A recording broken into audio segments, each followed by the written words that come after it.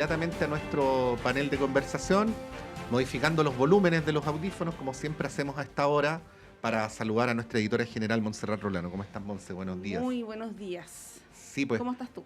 bien, bien, muy bien.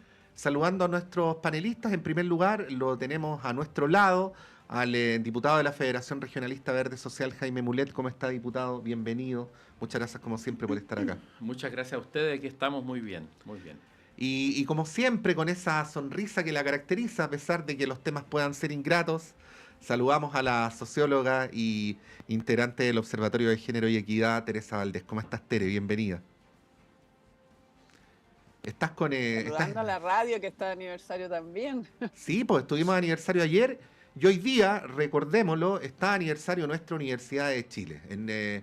En 1842, perdón, se aprobó la ley que dio origen a la llamada Casa de Bello, en homenaje a su primer rector, el destacadísimo, reconocido en toda Iberoamérica, humanista Andrés Bello. Así que hay mucha historia en estos 182 años que contar de la Universidad de Chile. Así es que, Tere, a propósito de tu mención, aprovecho que lo dije más temprano, pero hay gente que se incorpora después de reiterar, Monse, nuestro saludo a toda la comunidad de la Universidad de Chile, académicos, trabajadores, estudiantes, y por supuesto a toda la gente que a través de distintos ámbitos, como por ejemplo a través de esta radio, está vinculada con nuestra universidad. Así es, y coincidentemente es un día después del aniversario de la radio, el de la universidad, una de las curiosidades, ¿no? de las fechas que ocurren habitualmente. Todos los saludos también para quienes trabajan, quienes hacen, ¿no? La universidad, la comunidad universitaria, no solamente quienes trabajamos en la universidad. Yo deduzco que la radio fue fundada el día antes como para mostrarlo el día del aniversario,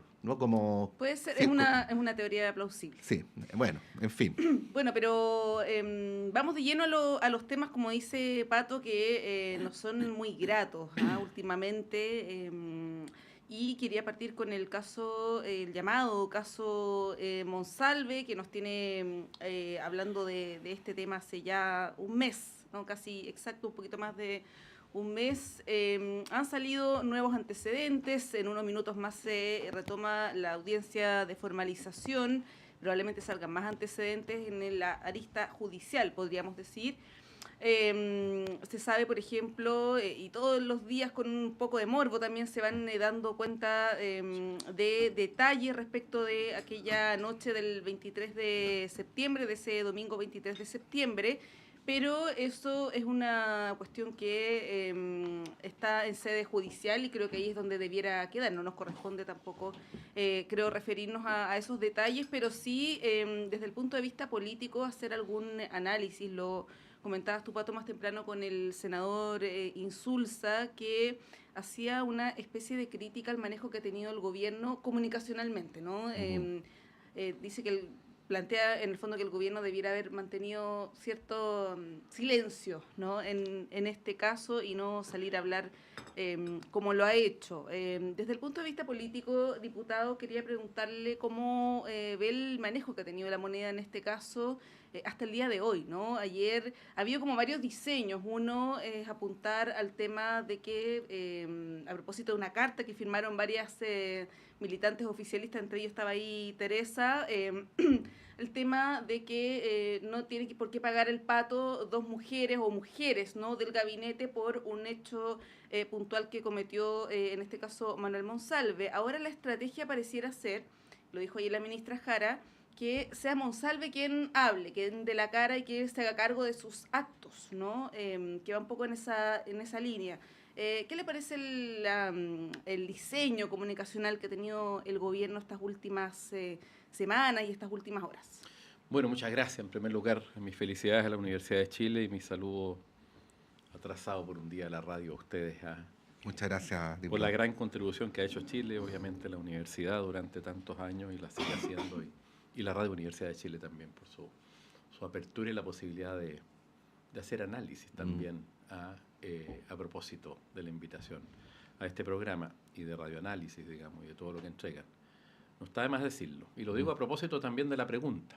Creo que la mediatización de un caso judicial como el de Monsalve y la utilización que se hace del mismo es tremenda. O sea, yo diría Monsalve hoy día está condenado. Está condenado por por el país, está condenado por los medios de comunicación, está condenado por todo lo que se ha señalado y todavía no empieza el juicio. Se está formalizando, pero si usted le pregunta a cualquier persona, digamos, sociológicamente está condenado él. Y eso es bien curioso, porque creo que el caso se levanta a nivel mediático de una manera brutal, en medio de un proceso electoral, además, que daña, sin lugar a dudas, y se hace con ese propósito por parte de quienes pueden mover, incluso, es cierto, mucho más los medios de comunicación para producir un efecto político. No me cabe la menor duda de eso. Eso es lo primero que yo diría, la implicancia que tiene la mediatización de causas judiciales y la condena que se produce antes de los juicios respecto a las personas que tienen connotación pública. Ayer, a propósito, hablando de esto, un abogado, amigo antiguo, digamos, decía, oye, estoy en la plaza, no sé en qué plaza estaba, decía, me da miedo porque puede aparecer Jadwe o la Katy Barré que me pueden asaltar porque son un peligro para la sociedad. Un poco exagerando y viendo cómo se aplican muchas veces la prisión preventiva de manera exagerada, en fin, se olvidan del principio de presunción de inocencia.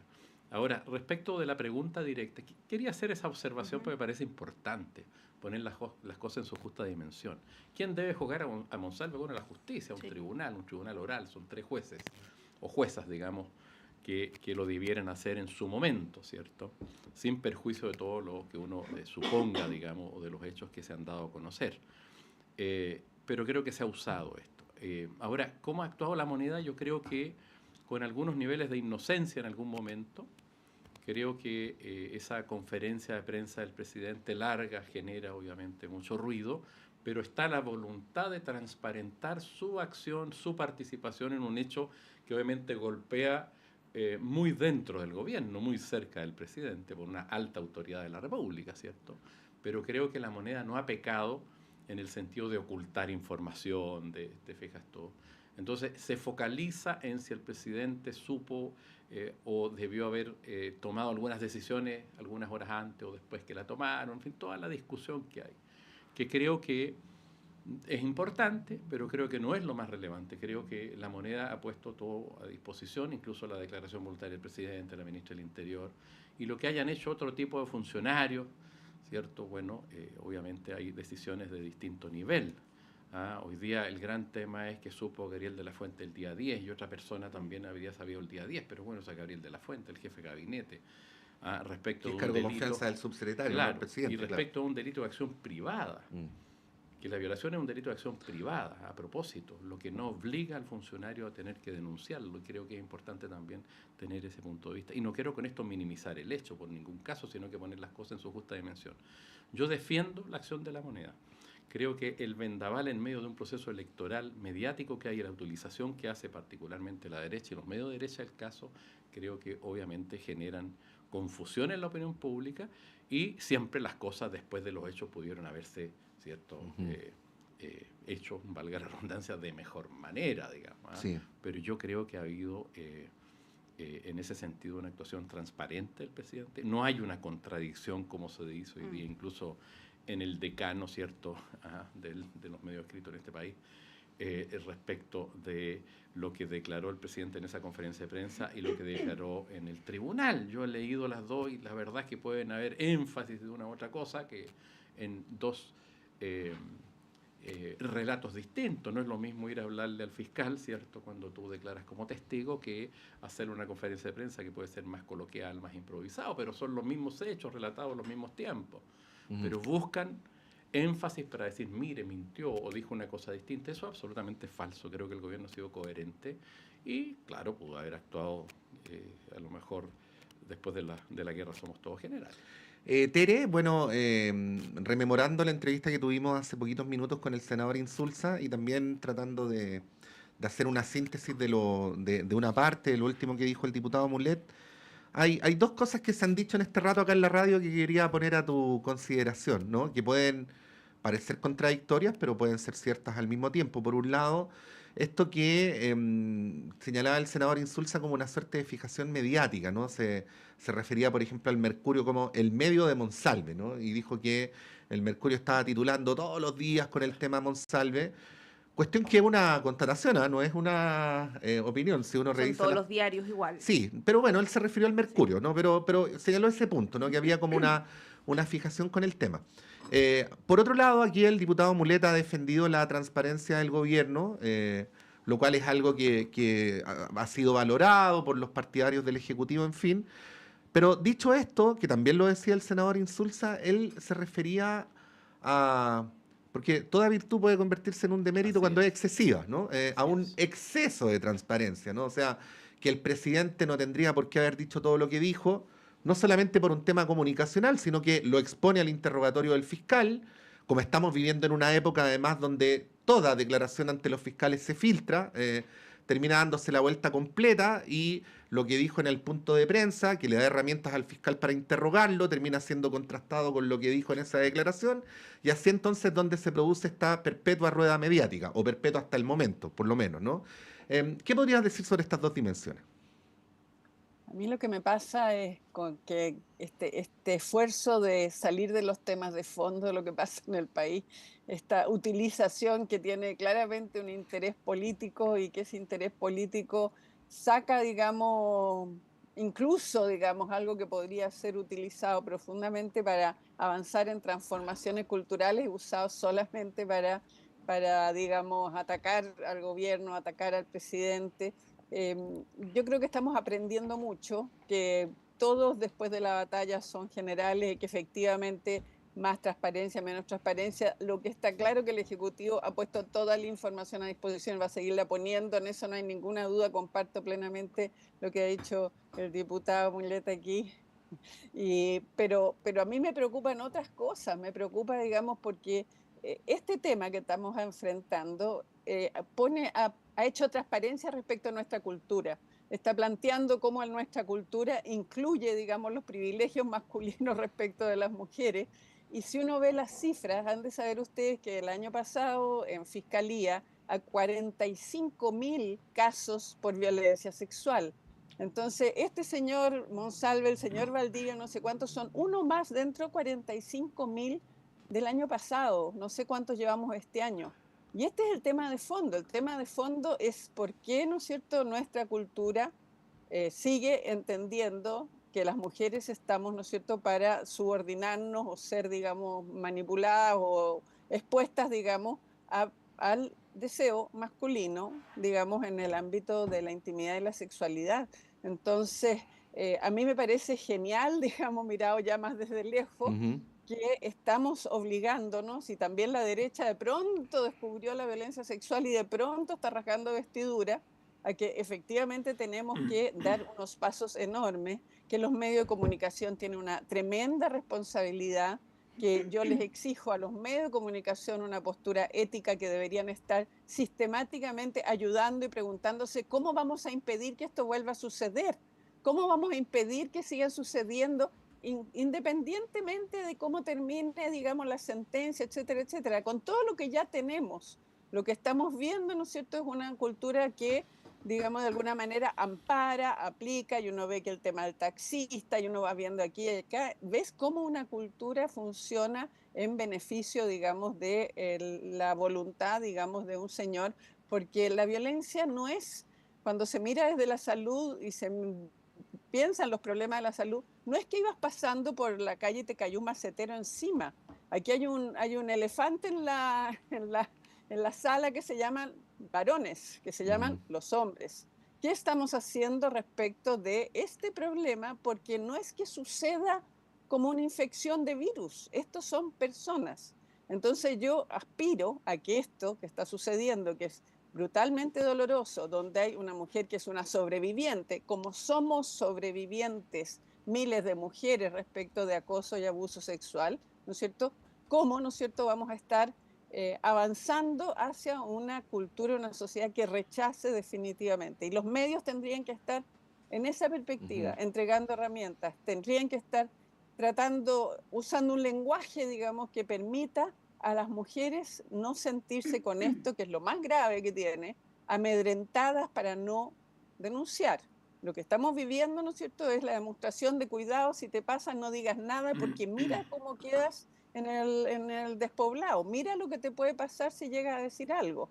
Vamos a aprender mucho. Ustedes saben que tiendo a ser positiva. Estamos en un escenario en que nos mostraron nuestra cultura en desnudo y todas las dificultades que tiene una institucionalidad para enfrentar algo que es muy grave. Sí, la cobertura de algunos medios ha sido bien revictimizante, ¿ah? Creo que es Mm. importante también sacar lecciones a propósito de lo que Y se queda en lo episódico, plantea además. Teresa. Sí, se queda en lo episódico, en el morbo, en cuestiones que la verdad no tienen mucha importancia ni interés público. O sea, al final el rol de los medios de comunicación es dar a conocer información que sea de interés público y muchas veces eso no ocurre. Recalcar también a propósito de lo que dice Teresa, que en unos días más se conmemora una fecha que es muy importante, que tiene que ver con el Día contra la Violencia hacia las Mujeres, que es el próximo 25 de noviembre, a propósito de todos estos casos que parecen aislados, pero la verdad no lo son tanto. Vamos a estar pendientes de esta audiencia de formalización que empieza, como decía, en unos minutos más. Pero también pendientes de otros temas que son muy importantes. Allá en el Congreso Nacional se retomó ayer en la tarde la discusión respecto del presupuesto del próximo año. Es el último presupuesto que este gobierno va a poder ejecutar. Y hay ahí un gallito político que hemos comentado a propósito de lo que pasó en la Cámara la semana pasada, y que ahora se traslada al Senado, ¿no? Hay nudos ahí conflictivos, está el tema del test de drogas al presidente, los SLEP, los recursos para el INDH, el sistema de admisión escolar, entre otros. Ayer el ministro Marcel hablaba, lo decía un poco molesto, ¿no? Que la ley de presupuesto no es una ley miscelánea, recalcó harto eso. Y que las glosas son para justamente regular la ejecución de los gastos. Diputado Mulet, usted que está ahí en el centro de esta discusión, ¿cómo lo ha visto y cómo se proyecta también el debate en el Senado? Mira, nosotros esperamos que en el Senado se logren salvar algunas cosas que no se salvaron en la Cámara de Diputados, respecto como lo que tú señalabas, que me parece bien importante. Yo creo que la derecha en este contexto ha ido aprovechando que hoy día tiene mayoría en el Senado y tiene una mayoría ocasional, pero cada vez más recurrente en la Cámara de Diputados, donde toman decisiones, por ejemplo, una indicación que tú hacías referencia a propósito de hacerle test de droga al presidente de la República y a los ministros, o sea, la ley de presupuesto que tiene que ver. Entonces meten cualquier indicación y con la mayoría la fuerzan que entre la admisibilidad, porque se vota la admisibilidad y después la aprueban, digamos.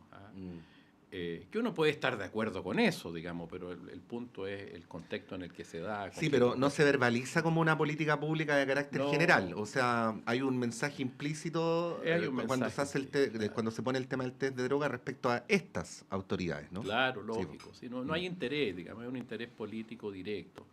Como a propósito del mismo caso Monsalve, digamos, que quiero terminar a propósito de lo que decía Teresa Valdés, que le dio toda la razón, donde el propósito es político, digamos, el propósito no es el reproche a un violador, el propósito es político, dañar al gobierno, digamos, es todo lo que genera, digamos, la derecha, y eso obviamente la hace perder sentido, ¿cierto?, al reproche, que podría tener muchos sentidos si es que va y apunta a la sanción, digamos, penal por lo reprochable de la conducta, pero se busca otra cosa. Y en el presupuesto, bueno, esto se ha ido degradando de la misma manera, ¿te fijas?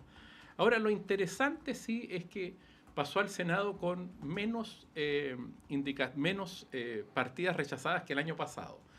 El ministro y en comité político ayer en la mañana veíamos eso. Pero igual tiene estos reproches importantes en temas sensibles como la educación, los SLEP particularmente, que han sido muy cuestionados, pero dejar sin financiamiento todos los SLEP es una locura. Te fijas, lo del INDH también es una situación abusiva, donde la derecha empieza a cogobernar a través de rebajar partidas presupuestarias en temas que son sensibles. Y creo que tiene que asumir esa responsabilidad. Ahora, creo que el ministro Mario Marcel tiene una paciencia enorme. Yo valoro mucho lo que hace Marcel y tiene una capacidad de diálogo infinita. Lo he visto en distintos proyectos de ley durante la discusión de presupuesto, donde se da el tiempo de contestar cada una de las observaciones. Maneja no solo muy bien el presupuesto, sino que también su capacidad para ir produciendo un diálogo dentro de un debate que es bastante áspero y puede ser hasta desagradable de contestar, pero creo que tiene mucha paciencia y eso contribuye mucho a ir salvando problemas. Entonces llegan al Senado con menos problemas, pero con un Senado que está más a la derecha que el Senado, diría yo, del año pasado. Ya Rincón, Walker traspasaron la barrera completamente, te fijas, y hoy día son como 2 senadores de derecha, y claramente el gobierno tiene claro que tiene minoría en el Senado, entonces va a tener que construir ahí y tratar de levantar estos rechazos que hubo en la Cámara de Diputados, y hay obviamente preocupación en ese sentido, porque si se insiste puede la derecha imponerse y pueden quedar partidas importantes de este país sin financiamiento, y eso puede pasar. Ahora vamos a ver cómo se desenvuelve el gobierno, si la derecha tiene, o algunos senadores de derecha, con lo que se está conversando, tienen obviamente la capacidad de dialogar y de entender que, por ejemplo, dejar sin recurso al Instituto de Derechos Humanos puede ser, claro, hoy día un triunfo para la derecha corto, pero en el largo plazo puede haber un reproche complejo, te fijas tú, de comprometerla, ¿cierto? Una vez más a esa derecha dura con las violaciones a los derechos humanos y hacer ese link. A lo mejor hoy día le trae ganancia, pero en el largo plazo le puede traer pérdida de desmantelar financieramente una institución de esa categoría, digamos, y de esa importancia que tiene en el país y que se vio como un avance sustantivo en determinado momento. Entonces, hay esperanza de que esto se arregle en el Senado, ¿eh? Yo diría eso, como normalmente ocurre. Pero estamos en un proceso electoral, en medio de la elección de segunda vuelta, de manera que puede pasar cualquier cosa también. Sí. Teresa, bueno, respecto a lo que plantea el diputado, y entrando ahí a la discusión del presupuesto. Espérense, paréntesis, a propósito de lo que usted decía, viene una entrevista hoy día en La Tercera a Fuad Chahín, donde da cuenta de su renuncia a Demócratas, ¿no? El titular de la entrevista es: no me fui de la ADC para militar en un partido que sea vagón de cola de la derecha, ¿no? Qué bueno. Y se refería al modo en que Matías Walker fue, cito textual, reprendido como un cabro chico, ¿no? A través de la prensa. Sí, Hasta el día de hoy es sí, así. sí. Ahora, todo esto que estoy mencionando, lo digo con mucho respeto, pero es así, es irrelevante en términos electorales, porque ni demócratas ni amarillos han tenido siquiera un mínimo buen resultado en las últimas contiendas donde ha participado. Pero bueno, volviendo a la discusión presupuestaria, Teresa. A ver, te voy a decir cómo lo veo y luego ahí te doy la palabra. Durante la discusión en la Cámara se dieron muchas discusiones donde la narrativa de las oposiciones era la falta de gestión, la ineficiencia, es decir, una suerte de incompetencia técnica del gobierno, vamos a decirlo así. Pero que en el fondo son debates ideológicos. Por ejemplo, el tema de los SLEP, ¿no? O sea, la posición sobre los SLEP lo que trasunta es una diferencia de carácter doctrinario respecto a qué se entiende por la educación pública, cómo debe fortalecerse, en fin. Pero sigue siendo tratado por el sistema político como si fuera una discusión técnica de gestión. Ahí está la mención que hace el diputado al modo en que el ministro Marcel da la cara y explica las partidas presupuestarias, en fin. Bueno, ¿qué análisis político harías de esto? Pero mencionando también si a lo mejor a las fuerzas que apoyan al gobierno no les faltaría poner ese trasfondo en ciertas cuestiones que se están mencionando, ¿no? Cuando hablo de los SLE, pero también la mención que hacía el diputado al tema del Instituto de Derechos Humanos, que no es solamente el Instituto de Derechos Humanos, también en alguna comisión se bajó la partida del plan de búsqueda, y así sucesivamente. Bueno, ¿cómo lo ves? O sea, no tengo mucho más que agregar, que esta es la misma, la misma esfuerzo, digamos, de polarización, de sacar ventajas políticas, digamos, a partir de un tema tan importante como el presupuesto nacional. Entonces, no tengo mucho más que decir, es la misma polarización, la misma derecha, y tenemos unos medios, que volvemos al tema anterior, que digamos, de alguna manera oscurecen y no ponen el tema de fondo en el debate, sino que a monsalve, porque estos temas sí son muy relevantes. El tema de la educación pública es fundamental, y cuando el ministro Marcel está dando datos y cuando otras autoridades están dando datos, están poniendo sobre la mesa la información, pero la información no importa. O sea, cuando uno ve, digamos, la acusación, digamos, respecto de la situación económica del país, las acusaciones, la acusación de la candidata Matei, digamos, respecto del manejo económico, no se compadece con las cifras, no se compadece con los datos. Entonces estamos en esta cosa que hay un punto político, hay un interés político, ideológico, de fortalecer ciertas posiciones, pero da lo mismo lo que pasa con la realidad, da lo mismo cada vez más, digamos, no importan los datos. En el caso de los SLEP, la evidencia es que es un avance evidente, hay problemas en 2 o 3 casos porque son difíciles de implementar, pero es un salto adelante respecto de lo que ha sido, digamos, el desastre de la municipalización de la educación. Pero no importan los datos, lo que importa, ¿no es cierto?, como tú dices, es el mensaje, digamos, la polarización y el tomar trinchera. Entonces, eso es lo que me pasa, no tengo mucho más que agregar, seguimos en lo mismo, entonces vamos a tomar otra bandera y el tema de la población en salud, ¿no es cierto?, si los niños trans tienen derecho a ser atendidos en forma especial, ¿no es cierto?, por el Ministerio de Salud. Todos son puntos políticos de una inhumanidad impresionante, Tremenda. uno dice, ¿cómo puede ser, digamos? Pero eso es, entonces asistimos a un escenario que es muy, digamos, que es lo que aleja a la población de la política, que aleja a la población de lo que se debate en el Parlamento, porque no se asumen, porque el mismo Parlamento que no termina de sacar la ley de pensiones, el mismo Parlamento que no termina de sacar, ¿no es cierto?, otros proyectos necesarios. Entonces, el efecto es muy negativo porque es esta desafección, digamos, de la ciudadanía respecto del Parlamento, las instituciones, digamos, y la política y los partidos. Sí, les queremos proponer seguir hablando de este tema que se vincula con otros que también son bien relevantes, pero tenemos que hacer una pausa cuando son las 9 en punto. Hacemos un breve corte y volvemos en unos minutos.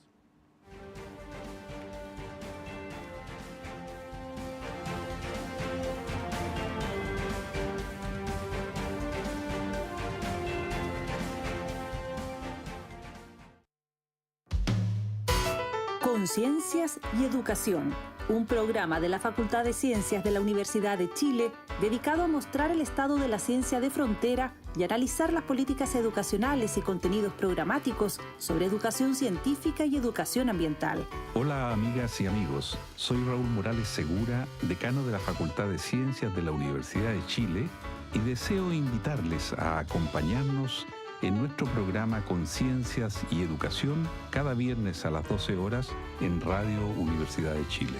Conciencias y Educación, un programa para una ciudadanía más demandada en los avances científicos, tecnológicos y ambientales, en el 102.5 FM y radio.uchile.cl. Radio Universidad de Chile cumple 43 años y este viernes 22 de noviembre queremos celebrar con nuestra comunidad de auditores, lectores y colaboradores, con todos los cuales construimos nuestro proyecto de radio pública. Les invitamos a acompañarnos en el 102.5 FM y nuestra señal online radio.uchile.cl en un encuentro cultural y musical junto a los sonidos del gran Joe Vasconcelos, en vivo y en directo desde nuestra sala máster. Recuerda, este viernes 22 de noviembre a las 20 horas, Radio Universidad de Chile celebra su aniversario 43 en el 102.5 y radio.uchile.cl. La radio que piensa, una radio pública para Chile.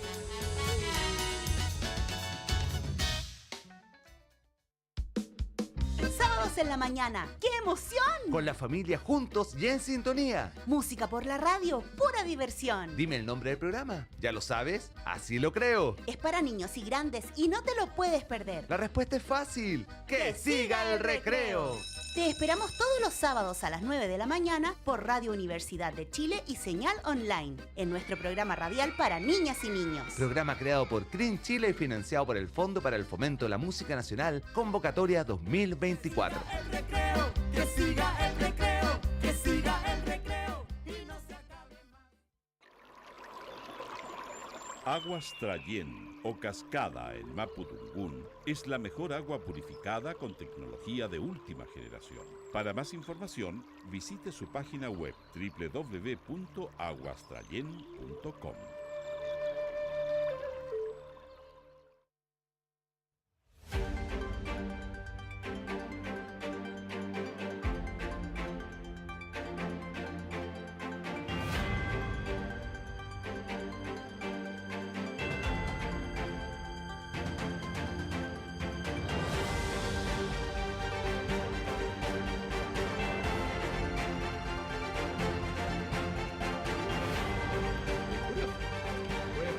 Son las 9:04 de la mañana. Continuamos en Radio Análisis. Estamos acá con Montserrat Rolano, con el diputado Jaime Mulet, con Teresa Valdés. Y nos quedaba la conversación sobre el presupuesto en desarrollo, ¿no? Para que la podamos retomar ahora. Es bien interesante este contraste porque Teresa, y nosotros también como periodistas lo vemos desde afuera y usted, diputado, lo ve desde adentro, ¿no? Teresa hizo una mención bien determinada, me atrevería a decir, sobre que en la discusión presupuestaria también hay un propósito, ¿cómo lo decías, Teresa? Como de radicalización, de polarización, esa era la palabra que usó Teresa, efectivamente, de polarización, ¿no? Que de alguna manera termina contaminando toda la discusión en el sistema político. Ahí quería preguntarle, diputado, cómo lo ve, porque yo también le preguntaba, usted tiene muchos años en el Parlamento, le preguntaba a Insulza si recordaba un trámite del presupuesto en la Cámara tan agitado como este, y él decía que no, que este había sido especialmente, no sé si llamarlo ríspido, rudo, en fin.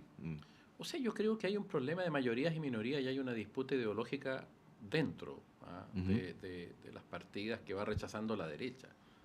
Y creo que eso de alguna manera lo mencionaba Teresa también y me parece muy importante. Por ejemplo, pongo el caso de Aula Segura, ¿cierto? La indicación que se aprobó para castigar con la gratuidad a estudiantes sancionados. ¡Qué brutal! O sea, dejar fuera el sistema educacional de la gratuidad a los estudiantes que hayan sido sancionados y que se aprobó en la Cámara de Diputados. Cuando la sociedad debería tener el propósito de educarlos, ¿no? Claro. Entonces, esto es una brutalidad y se aprobó con 73 votos, estaba viendo acá, no me acordaba de la votación. 73 votos a favor, 53 en contra y 3 abstenciones. ¿Te fijas tú? Una sanción hacia un alumno de un determinado establecimiento, ¿cierto?, que recibió alguna sanción, que no pueda después acceder a la gratuidad. O sea, dejarlo fuera, mandarlo, si tiene dificultades en su familia, en su entorno, en fin, es mandarlo al infierno. ¿Te fijas? Y se aprueba. Y se aprueba incluso, creo yo, con votos, no recuerdo la votación en particular, yo estuve pareado parte de la discusión de la ley de presupuesto, pero lo hay extremadamente grave. Lo mismo lo del INDH, o sea, tiene un trasfondo ideológico clarísimo, ¿te fijas tú? Ahora, esta derecha que va endureciendo, esta derecha republicana particularmente, que va llevando el pandero cada vez con más fuerza en la Cámara y hace dudar y retroceder a una derecha que había avanzado en materia educacional, que había avanzado en materia de derechos humanos, que había aprobado años atrás el INDH, que había avanzado, es lo que me preocupa. ¿Hasta dónde van a llegar, te fijas tú, y van a ir radicalizándose las posiciones? No lo sé. Pero claramente el problema es más grave que el Parlamento, y yo quiero ir a ese punto.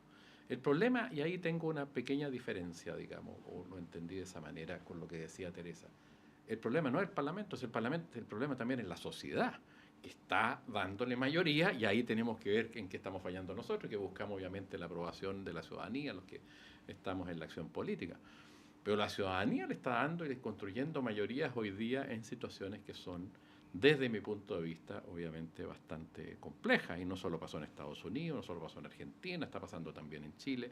Veamos qué pasa en la elección el próximo domingo, ¿cierto? Por ejemplo, aquí en la región metropolitana, que aparecen dos tipos de política, de acción política tan distantes, digamos, entre uno Rego, ¿cierto?, y el otro Rego, digamos, que tiene todo el derecho, obviamente, de aspirar a representar la gobernación en Santiago, pero Francisco Rego, obviamente, ve un prototipo de político completamente distinto, que no es el que construye, que no es el que busca acuerdo, que no es el que...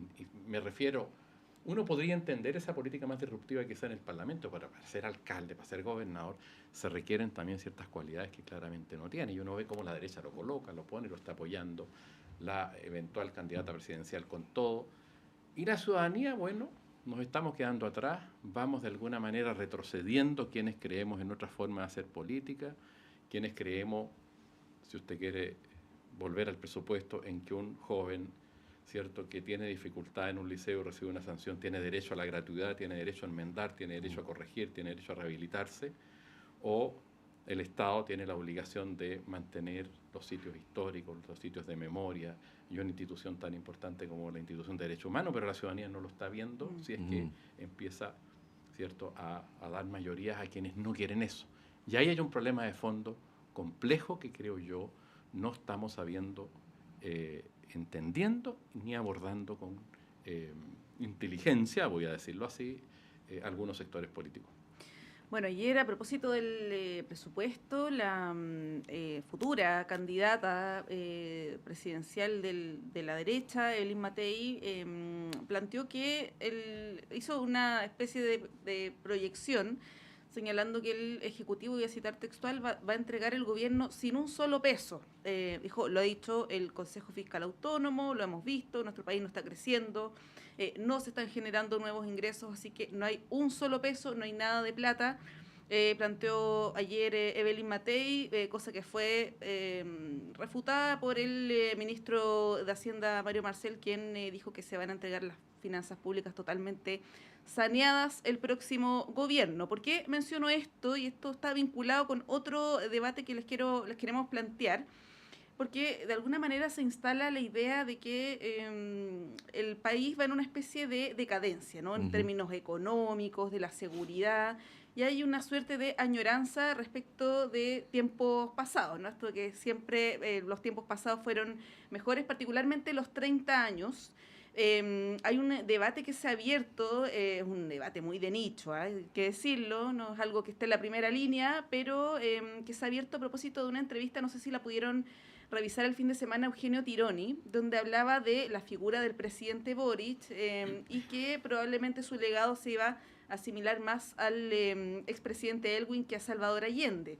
Esto fue muy criticado a través de redes sociales, pero lo que yo entiendo que plantea Tironi es más bien en el sentido de la polarización política, ¿no? Esta idea de poder hacer converger a mundos que piensan distinto. Esto lo reafirma en una columna hoy también en el diario El Mercurio. Y ahí quería pedirles una reflexión más general, como más política, sobre este debate, esta idea de que el país está estancado, porque son construcciones que se hacen, ¿no? Que está estancado en gran parte gracias, desde el estallido social hasta ahora, y donde se le responsabiliza de alguna manera al Frente Amplio, a un sector de la izquierda que no cree en el crecimiento económico, que tiene una mirada respecto de la seguridad que no es la que debiera existir, en contraposición a una mirada más conservadora del país, ¿no? Y solamente como elemento, Teresa, y ahí te doy la palabra, llama la atención que los más nostálgicos de esos 30 años sean representantes de la derecha, porque Pero sí, impresionante. porque le hicieron la vida imposible a los gobiernos de la concertación, eso hay que recordarlo, ¿no? Bueno, Teresa, ¿cómo ves este debate que está vinculado con lo coyuntural, con lo contingente, pero es una cuestión más general, ¿no? Lo que les planteo, ahí no sé cómo lo quieren abordar. Teresa. A ver, yo reitero lo que dije antes, la necesidad de recurrir a las cifras y a los datos. Cuando el ministro Mario Marcel le contesta a la candidata Matei y le dice, miremos los datos, miren en qué condiciones se recibió el gobierno. O sea, las peores condiciones imaginables en términos de expectativa de inflación, en términos de deuda, en términos de desorden y todo lo demás. Y la verdad es que la gestión que ha tenido este gobierno con Mario Marcel a la cabeza ha sido magistral. Tan bien que está reconocido, ¿no es cierto?, que ha sido con la clasificación soberana del Moody, ha sido refrendado que lo que se está haciendo en materia macroeconómica y manejo de la economía es no solo reconocido, sino que con expectativas de estabilidad y de mejoría. Entonces, me impresiona tanto esta cosa de que los datos no importan, porque lo que yo quiero decir es tal cosa y ustedes son malos, porque son chicos. Entonces, construir permanentemente, digamos, esa idea negativa. Entonces, uno se pregunta, digamos, bueno, ¿cuál es la realidad del país? ¿Qué está pasando? Yo no he leído, no tuve tiempo de leer a Eugenio Tironi, pero sí escuché a Carlos Peña. Estaba pensando en lo mismo. ¿No es cierto? Carlos Peña lo que hace es decir, mire, estos son estos famosos 30 años que producen esta sensación tan incómoda para unos y para otros que la añoran. La verdad es que son los años de mayor transformación, o sea, difícilmente se ha transformado más el país y ha habido un salto adelante en modernización, en acceso, en cambio de la vida de las personas. Nunca se había sucedido que en la vida en la generación, durante una generación, le tocaran cambios tan determinantes en términos de calidad de vida. Y todos nosotros, si nos ponemos a pensar, todos nosotros conocemos, ¿no es cierto?, con nombre y apellido, casos de que durante una generación el acceso a la universidad, el acceso a vivienda, el acceso, entonces es tan contradictorio porque tú dices, claro, viene el tema de qué es lo que nos falta, cuáles son las expectativas, dónde están los límites, digamos, porque efectivamente uno quisiera esas nuevas generaciones que han tenido acceso a un desarrollo, una calidad de vida nunca imaginada en generaciones anteriores, tienen expectativas y obvio que eso es un desafío, pero en el fondo tú dices que ¿cómo va a ser posible que estés mirando que el país se va cayendo hacia abajo cuando la verdad es que tiene un potencial y una digamos, una posibilidad en el sentido de la presión que genera una generación que va a tener todo el desafío de concretarlo, digamos, de acceso, de construcción, de avance, en una circunstancia mundial imposible más difícil, digamos, y que a Chile, obviamente, por sus características económicas, le afectan mayoritariamente la apertura a los mercados internacionales, etcétera, etcétera. Pero pensar al país, ¿no es cierto?, que en el fondo está ahí detenido. Mira, o sea, Chile recibido en APEC, Chile recibido en G20. Tú ves, digamos, que en ese sentido el presidente Boric y su gobierno están claramente marcando una línea hacia lo nuevo, hacia el futuro, etcétera, etcétera. Y al mismo tiempo, acá en el escenario nacional tenemos a una élite, ¿no es cierto?, claramente involucrada o comprometida con los sectores más conservadores que niegan, ignoran, no ven, no quieren ver, y sabemos que eso tiene impacto en el mercado, o sea, el tema financiero, el tema de lo que pasa con los intereses, o sea, como una de las barreras más fuertes que tenemos en este minuto para el tema de activar la construcción. Entonces es tan contradictorio porque esa misma élite, ¿no es cierto?, que está demandando es la misma élite que está haciendo problemas. Pero si uno se pone, mira a Carlos Peña y dice, realmente tenemos transformación extraordinaria, esos 30 años han sido fundamentales y la perspectiva de eso, claro, son un desafío a las nuevas generaciones y yo pienso que este gobierno va poniendo todo lo que pueda en las circunstancias difíciles nacionales e internacionales. Sí, bueno, lo de los 30 años, diputado Teresa Monse, es un tema en disputa, ¿no? Pero es entre otras cosas una cáscara que también esconde posiciones más a favor del statu quo o de las transformaciones, ¿no? Porque todo esto que tú mencionas, Teresa, lavando los 30 años, lo haces enumerando cosas que cambiaron, ¿no? O sea, hay cosas en las cuales Chile mantuvo una cierta continuidad, pero es evidente que cuando uno habla de los 30 años, el Chile de las postrimerías de la dictadura era muy distinto al Chile del estallido social, por decirlo de alguna manera, ¿no? Y durante ese periodo, diputado, ahí vuelvo al tema que planteaba Monse, ¿ah? La derecha se opuso una y otra vez a todo, ¿no? O sea, se opuso, tú te acuerdas muy bien, Teresa, a la ley de divorcio, a la despenalización de la sodomía, a la igualdad de los hijos dentro y fuera del matrimonio, a la despenalización del aborto en 3 causales. Estoy hablando solamente para empezar de los mal llamados temas valóricos, pero luego, en general, siempre estuvieron en contra del aumento de los impuestos, siempre estuvieron en contra de políticas que mejoraran la vida de los trabajadores con mayor derechos sindicales y así sucesivamente. Entonces, cuando uno discute sobre los 30 años, no está en el fondo discutiendo solo sobre los 30 años, ¿no? Sino sobre si quiere un país donde haya transformaciones para bien o un país que se mantenga en el statu quo. ¿Cómo lo ve usted, diputado? Bueno, yo creo que Matei claramente, obviamente se equivoca, hace una afirmación, creo que como la caracteriza a veces, digamos, bastante infundada, ¿cierto? La situación del país hoy día es una situación de crecimiento, bueno, lo dijo muy bien Teresa Valdés, yo no voy a repetir, pero creo que estoy de acuerdo con ella. De un 14% de inflación tenemos proyectado un 4,5 este año, tenemos el vaticinio de recesión no existió, estamos creciendo hoy día sobre el 2% este año, en fin, o sea, todos los índices han ido mejorando, estabilizándose en una situación de normalidad, que es importante o nos gustaría crecer más, por cierto, pero hay una serie de condicionamientos que no son fáciles. Y la oposición constante, y en eso también comparto lo que decía Teresa Valdés respecto de ciertos grupos o élites o grupos económicos que tampoco han estado facilitando las cosas. Lo de la tasa de interés es bien relevante. La tasa de interés se mantiene por tanto tiempo en un nivel alto, ¿cierto?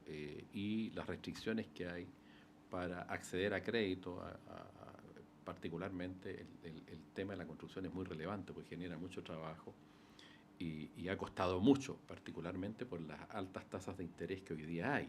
Y ahí el ministro de Hacienda, el Estado de Chile, está haciendo un esfuerzo en estas semanas precisamente para incidir en las tasas de interés y a través de subsidios del Estado bajarlas para activar, ¿cierto?, la venta de vivienda fundamentalmente. Eso es bien interesante porque ahí hay una coyuntura también de, obviamente, de estancamiento producto de la alza en las tasas.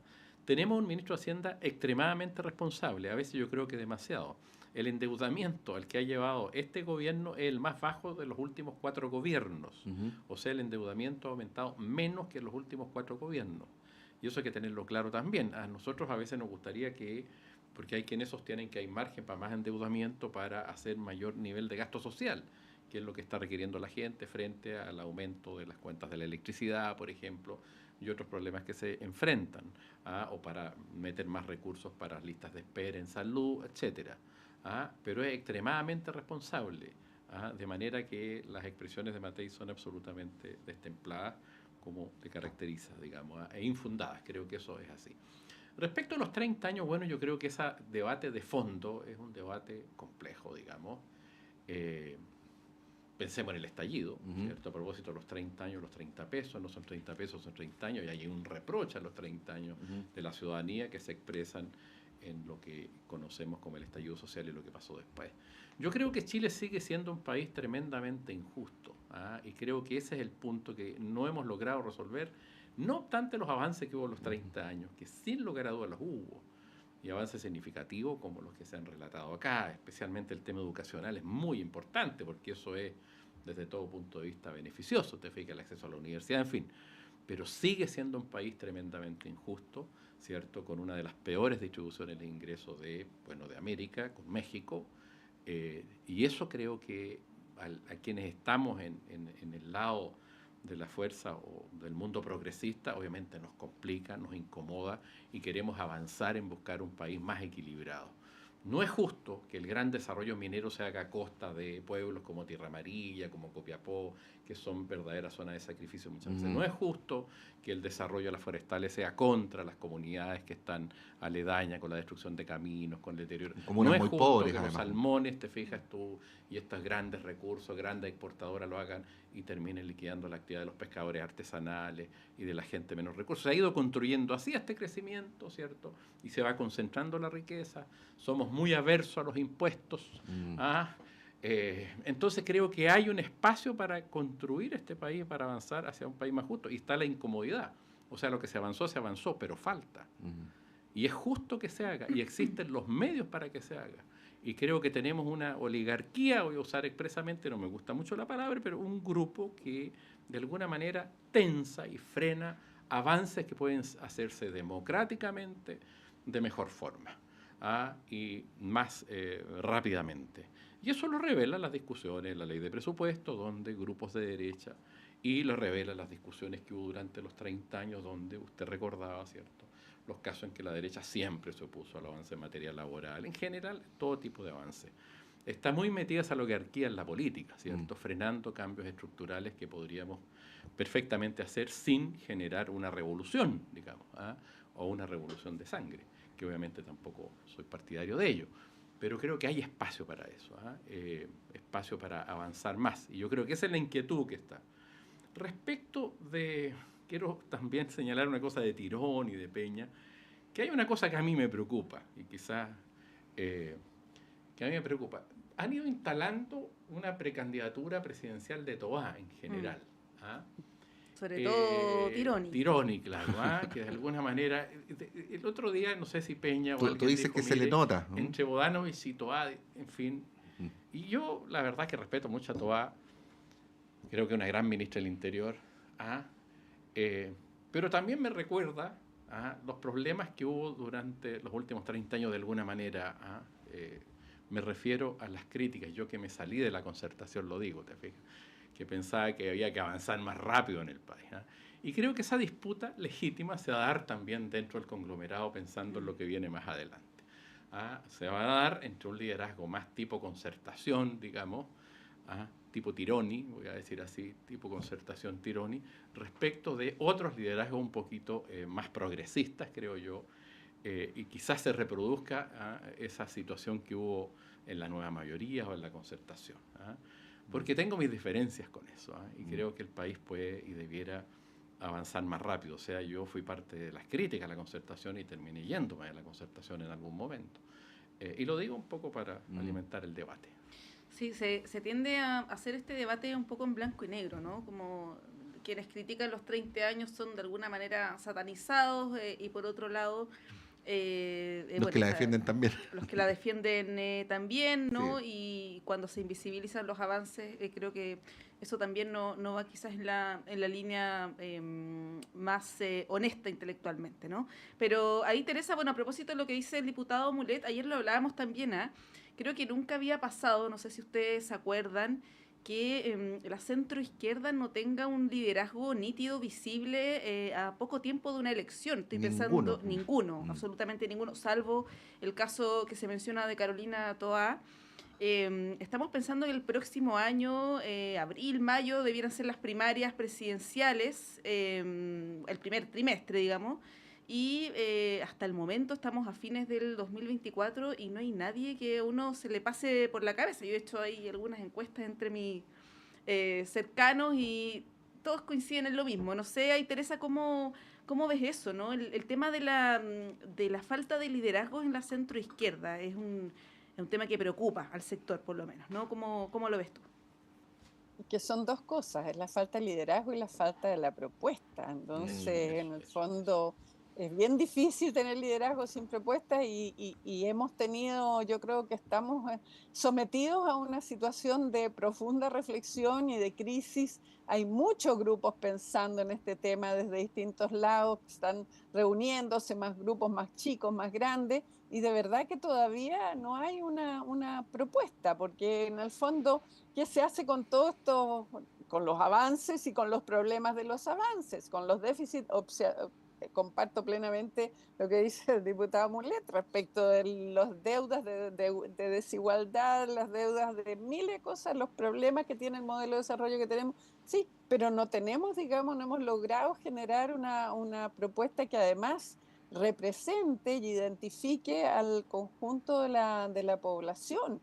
Entonces tenemos dos procesos constitucionales fallidos, ¿no es cierto?, que nos dan una cantidad de pautas. Tenemos ahora unos resultados electorales con voto obligatorio, donde se reconfiguran un poco lo que los distintos sectores y las mayorías. Tenemos ahora unas elecciones, digamos, de gobernadores que nos van a redefinir, digamos, y probablemente equilibrar más a nivel nacional qué pasa con esos gobiernos que son digamos, un intento, porque todavía no son plenamente gobiernos regionales.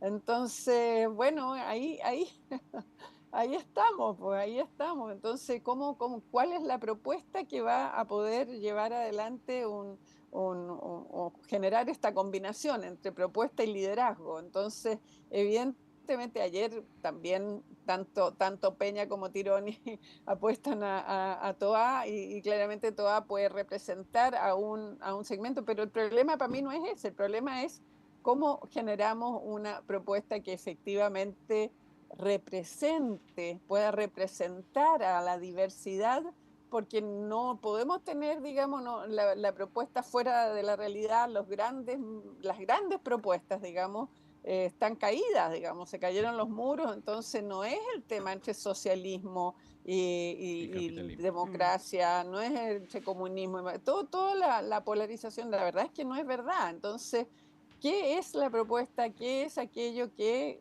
podemos convocar o a sumar a la ciudadanía que se sienta representada en sus necesidades?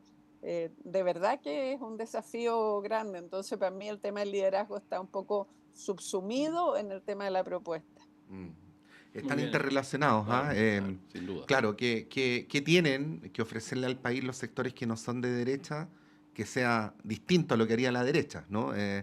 Es un gran tema. No lo vamos a abrir ahora, pero lo decíamos un poquito ayer.